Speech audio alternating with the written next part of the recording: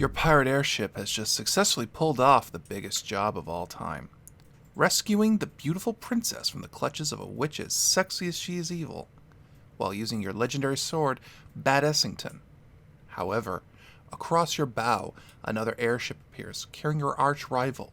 And oh no, she's hot. I'm Big Mike, and this is the tutorial for Thirsty Sword Lesbians.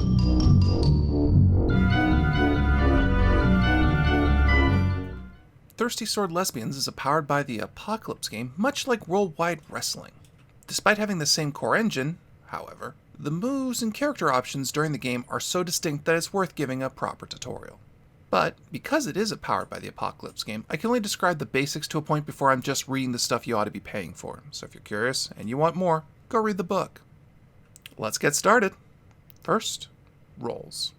All rolls in Thirsty Sword Lesbians are determined by rolling 2d6 and adding the appropriate stat based on the action you wish to take. There are 5 stats in Thirsty Sword Lesbians. These are Daring, which is for skill at arms and forcefulness, Grace, for elegance and agility, Heart, for emotional awareness and expression, Wit, for cleverness and knowledge, and Spirit, for metaphysical power and integrity. Each of these are applied to various moves to influence both your fellow players and NPCs in this romantic tableau of yours. Moves are what would be called actions in most other systems, but due to the nature of Powered by the Apocalypse, they have additional things that happen depending on the role. In rolling for all moves, players roll 2d6 and add the appropriate stat. On a 10+, the goal is achieved and called an upbeat, without any negative conditions. On a 7-9, the goal is achieved with a minor complication or risky opportunity called a middle beat. On a 6 or less, there is a complication assigned by the GM, and it's known as a downbeat. And there are special rules for the GM can do when downbeats occur, in addition to what the move says happens. In addition, on a downbeat, the player marks off having experience. 5 XP earns an advancement of some kind for your character. After 5 advances, your character either lives happily ever after or takes on a new playbook. Playbooks are additional rules for your character, kind of like classes in other systems, but they also come with their own unique moves that are exclusive to you. And now, moves.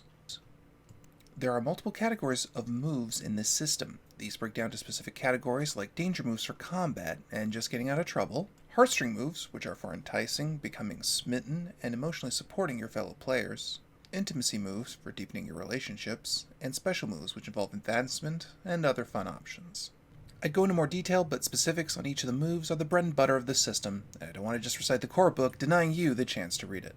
However, what I can say is that most moves allow you to gain a string on someone, impose a condition, or give you forward/ongoing. I'll explain each. Strings are the emotional influence you have on someone. You can expend that to influence someone for good or bad by spending 1 XP. If you gain up to 4 strings on someone, you gain a profound insight that even they didn't know about their character. The development of this insight is shared with the player and game master as you come up with it, and you clear all but 1 string and gain 2 XP. So it's as viable to use strings as it is to hoard them for special occasions. There are also 5 status conditions that impose -2 penalties to various player actions. Each comes with a destructive action that the player can take to clear it, or another PC can provide emotional support as a mechanic in this system. The 5 conditions are angry, frightened, guilty, hopeless, and insecure.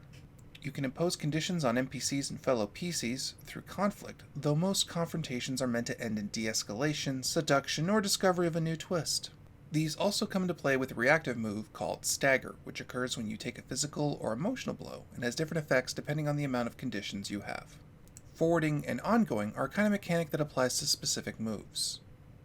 When you succeed on a move that grants you forwarding, you get a +1 to the next roll called +1 forward. +1 ongoing is an effect where players have the effect for multiple rolls, the effect being a +1. Now, I said I wasn't going to go into details about the moves, but there is one I have to mention because it doesn't require rolling. It's called being smitten with someone. Whenever you choose, you can become smitten with a PC or NPC. Each playbook has specific details you need to work out about these toward feelings as you have them. You can also choose to end being smitten at any time. But if you get the oh-so-sacred kiss, each player involved in that kiss, and there can be multiple people involved in a kiss, get +1 ongoing to get to safety and protect the other character for the rest of the scene. And that is Thirsty Sword Lesbians, the The role-playing motivations and trauma of your character are as important as the mechanics, and I encourage you to explore the system at your leisure. For the rest of you, you'll just have to watch us play it on D20 Live.